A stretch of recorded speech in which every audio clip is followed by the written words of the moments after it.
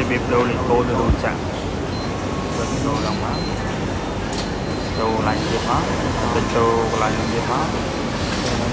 ទៅតិចជ្រើសរើសកន្លែងមកហើយវាយលេខកូដចាស់ចូលហ្នឹងលេខកូដចាស់លេខកូដហ្នឹងយើងវាយលេខកូដពេលរោងចក្រគេផ្ញើមកឲ្យយើង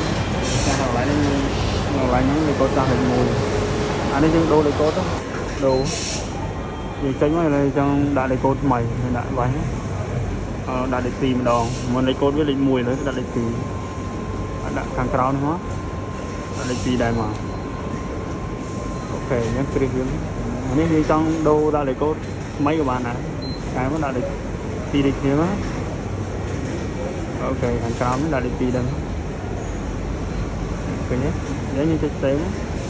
ទៅទៀតទៅចេញវិញមកអញ្ចឹងយើងចូលទៅសាកមើលថាលេខកូដយើងបានដូរហើយឥ